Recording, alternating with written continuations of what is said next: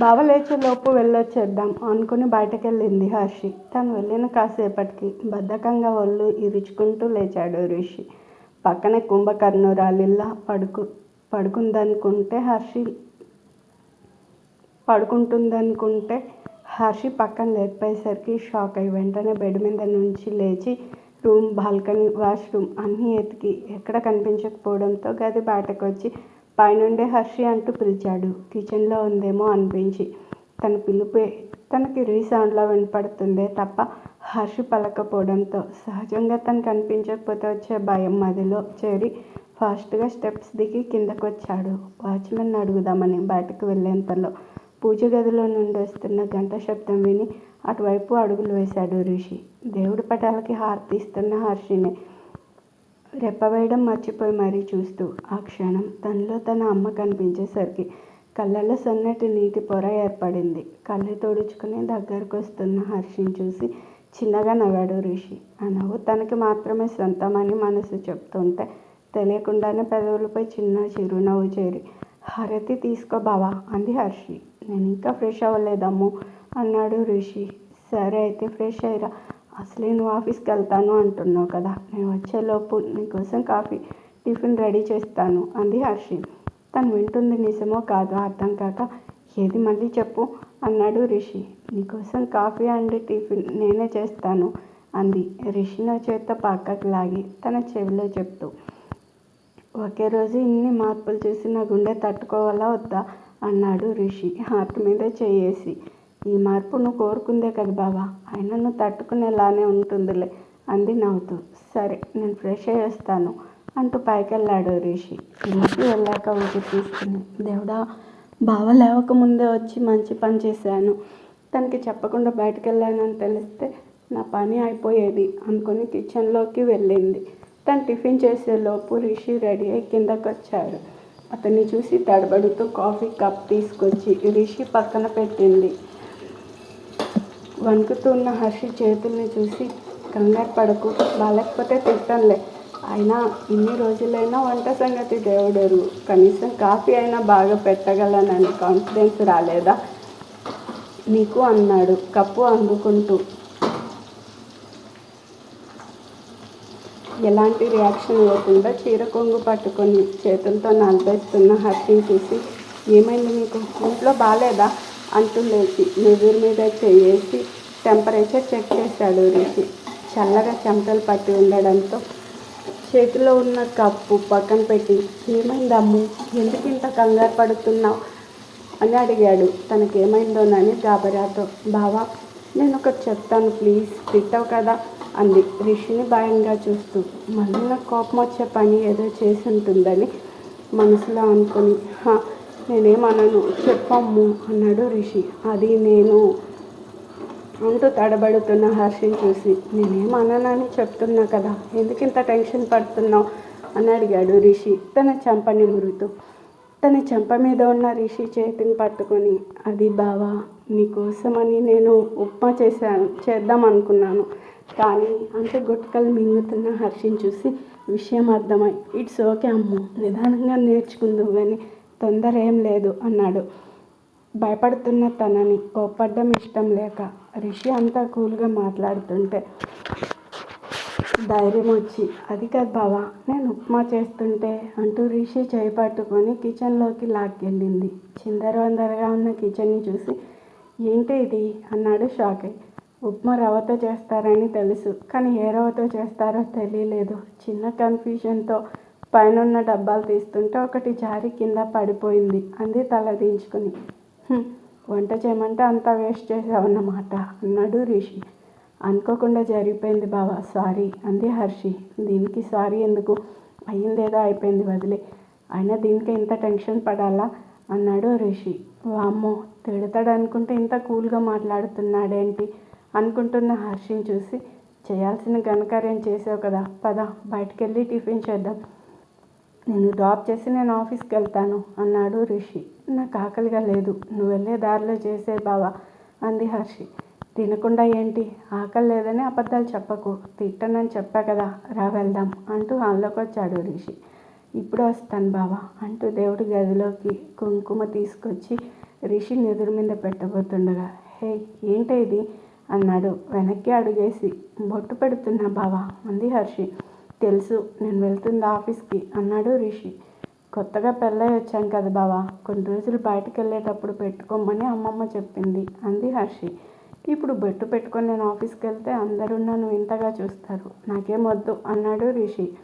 మొహం మార్చుకొని వెనక్కి వెళ్తున్న హర్షిని చూసి మనసు మార్చుకొని, సరే వచ్చి పెట్టు అన్నాడు చిన్నగా. అప్పటి వరకు మాడిపోయిన బల్బులా ఉన్న హర్షి మొహం 1000 వోల్టుల బల్బులా వెలిగిపోతుంటే నవ్వుతూ వెనక్కి వచ్చి రిషికి బొట్టు పెట్టింది. నీ కళ్ళలో ఈ హ్యాపీనెస్ చూడడం కోసం నేను ఏదైనా చేస్తానమ్ము అనుకున్నాడు మనసులో. రా బావా అంటూ రిషి చేపట్టుకుని పూజ గదికి తీసుకెళ్ళి దేవుడికి దండం పెట్టుకుంటూ రిషిని కూడా అలా చేయమని సైగ చేసి, మా ఇద్దరి మధ్య ఎలాంటి డిస్టర్బెన్స్ రాకుండా చూడు స్వామి అని మొక్కుకుంది. హర్షి కళ్ళు తెరిచాక, అయిపోయాయా నీ మొక్కులు, వెళ్దామా అన్నాడు రిషి. అలాగే అన్నట్టు తల ఊపి ముందుకు కదులుతుండగా, అవును ఇన్ని పూలెక్కడివి అని అడిగాడు. పూజ గదిలో దేవుడికి అలంకరించిన పువ్వుల్ని చూస్తూ, బాబోయ్ నువ్వు సిబిఐలో ఉండాల్సినోడివి బావా అనుకొని అది నేను అంటూ చెప్పబోయి, ఇప్పుడు చెప్పానంటే ఉప్మా విషయంలో తప్పిన తిట్లు ఇప్పుడు పడతాయేమో అనుకొని వాచ్మెన్ అంకుల్తో తెప్పించాను అంటూ టక్కున అబద్ధం చెప్పేసింది. దానికి ఇంతలా ఆలోచించాలా అన్నట్టు చూసి, పద వెళ్దాం అన్నాడు రిషి. అమ్మయ్య అనుకుని ఇంటికి తాళం వేసి కారు వైపు నడిచింది. స్టార్ట్ చేస్తూ గేట్ ఓపెన్ చేస్తున్న వాచ్మెన్ని చూసి కారు దిగి తన దగ్గరికి వెళ్ళాడు రిషి. యాప్లో తను చెప్పిన అబద్ధం గురించి మర్చిపోయింది హర్షి. అప్పుడు తన ఫోన్కి ఆకాష్ పంపిన పెళ్లి ఫోటోలను మూర్ఖంగా చూసుకునే పనిలో పడిపోయింది. వాచ్మెన్ దగ్గరికి వెళ్ళిన రిషి తన వ్యాలెట్ నుండి కొంత డబ్బు తీసి ఇస్తుంటే ఎందుకు అన్నట్టు చూశాడు అతను. 20 రోజుల తర్వాత ఈరోజే ఇంటికి వచ్చాం.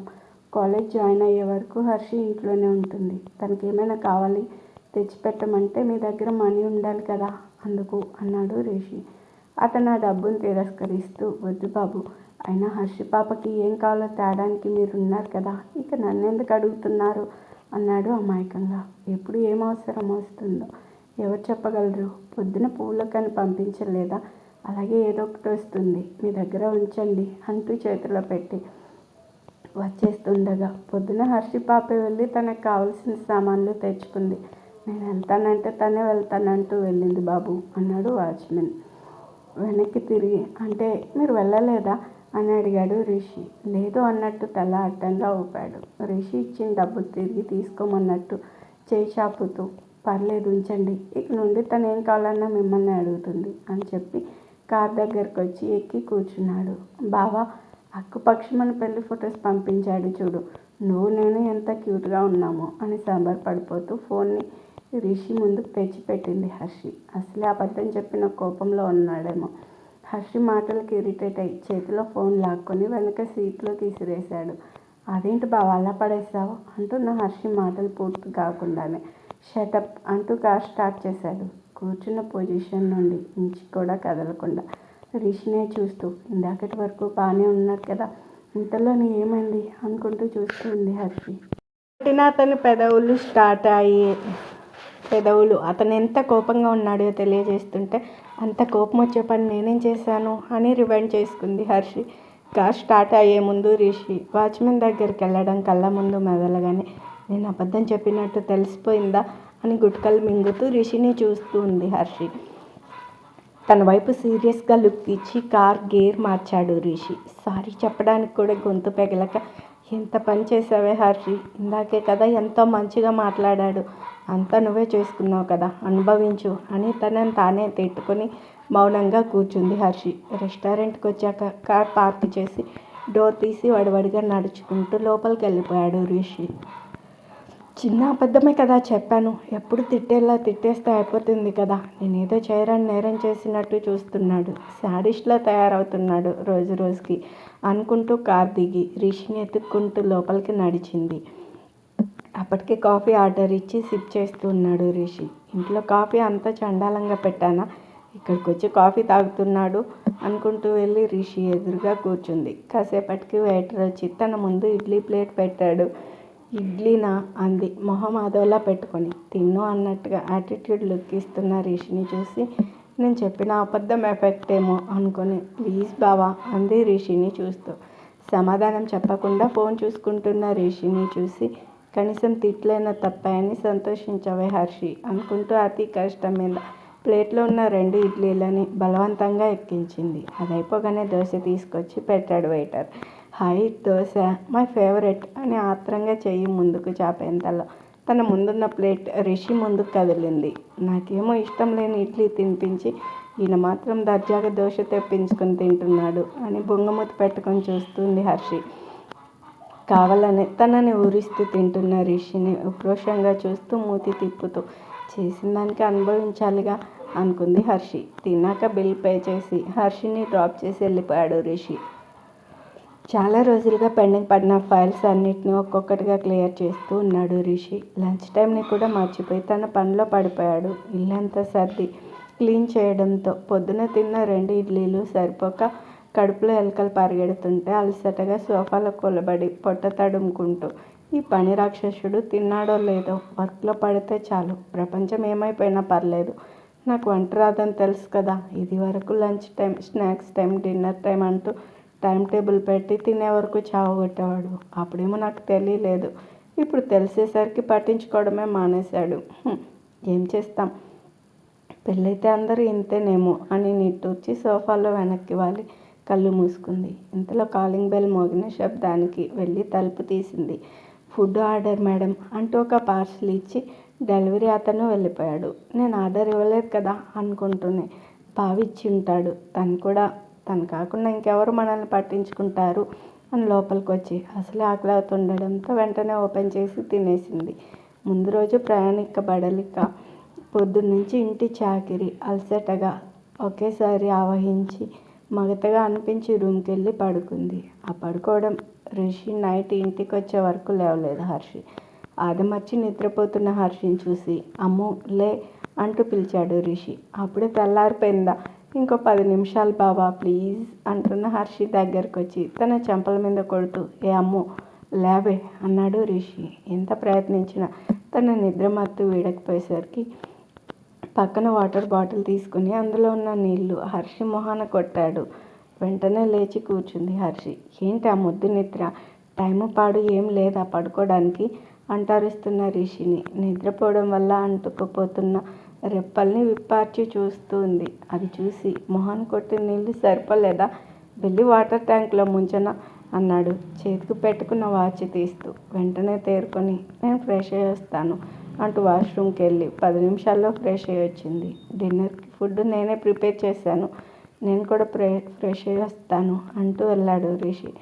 చూస్తుంటే ఈ మనిషికి ఇంకా కోపం పోయినట్లేదు అనుకుని కిందకొచ్చి డైనింగ్ టేబుల్ దగ్గర కూర్చుని రిషి కోసం వెయిట్ చేస్తుంది హర్షి.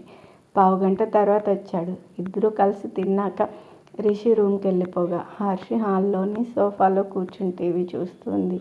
తను వచ్చి అరగంట అయినా హర్షి రాకపోవడంతో కిందకొచ్చి టీవీ చూస్తున్న తన్ని సీరియస్గా చూస్తూ పగలంతా పడుకోవడం, అర్ధరాత్రులు టీవీ చూడడం అంటూ గొనిగి హర్షి చేతిలో రిమోట్ లాక్కొని ఆఫ్ చేసి పైకి వెళ్తున్న రిషిని ఆపింది హర్షి. కోపం ఉంటే తిట్టు, ఇలా సైలెంట్గా ఉండకు ప్లీజ్ అంది హర్షి. నేనెక్కడ సైలెంట్గా ఉన్నాను, వచ్చిన దగ్గర నుండి మాట్లాడుతూనే ఉన్నాను కదా అన్నాడు రిషి. నీకు అబద్ధం చెప్పడం తప్పే, అందుకే కదా పొద్దున్న నుంచి నువ్వు నాతో మాట్లాడలేదు అంది రిషి ముందుకొచ్చి. నీకు తెలుసు కదా నాకు అబద్ధం చెప్తే నచ్చదు, కోపం వస్తుందని అన్నాడు రిషి సూటిగా హర్షిని చూస్తూ. ఆ కోపం చూడకూడదనే భయంతో చెప్పాను. ప్లీజ్ బావా ఇంకోసారి చెప్పను, నన్ను అర్థం చేసుకో, దూరం పెట్టకు అంటూ ఏడుస్తూ రిషిని హక్ చేసుకుంది హర్షి ఏడవడం అస్సలు నచ్చని రిషి ఇంకోసారి ఇలా చేస్తే ఏం చేయను నువ్వే చెప్పు అన్నాడు. ఇంకోసారి ఇలా చేస్తే నాతో మాట్లాడమని నేను అడగను, నువ్వు మాట్లాడే వరకు నాకు కష్టమైన వెయిట్ చేస్తాను అంది హర్షి. అప్పుడు తన చుట్టూ చేతులేసి దగ్గరికి తీసుకున్నాడు. కాసేపటికి రిషిని వదిలి ఇప్పుడు నాకు ఫుల్గా నిద్ర వస్తుంది, పద బావా అంటూ వెళ్ళబోతున్న హర్షి చేపట్టుకుని వెనక్కి లాగాడు రిషి. అతని బాహువుల్లో చిక్కడంతో షాక్తో నోట మాట రాక రిషి కళ్ళలోకి చూడలేక సిగ్గుతో కనురెప్పలు వాల్చేసింది హర్షి. అడగగానే క్షమించేశాను, మరి ఇలా సైలెంట్గా వెళ్ళిపోతే ఎలా, నాకేదో ఒక గిఫ్ట్ ఇవ్వాలి కదా అన్నాడు రిషి. గిఫ్ట్ ఏం కావాలి అని అడిగింది చిన్నగా. నాకేం కావాలో నీకు తెలియదా అంటూ తననే తిరిగి ప్రశ్నించాడు. వెంటనే రిషి బుగ్గ మీద ముద్దు పెట్టింది. సిగ్గుపడుతూ తన్నే చూస్తున్న రిషి చూపులతో జతకట్టలేక రిషి నుండి విడిపడి వెళ్ళిపోదామనుకునేంతలో తనని ఒడిసి పట్టుకుని ఇది చాలా దమ్ము అన్నాడు రిషి. మరి అంటూ రిషి కళ్ళలోకి చూస్తూ కనుబొమ్మలు ఎగరేస్తూ అడిగింది హర్షి. హర్షి పెదవుల మీద వేలుతో రాస్తూ నేను తీసుకుంటాను అంటూ ముందుకు కదిలాడు.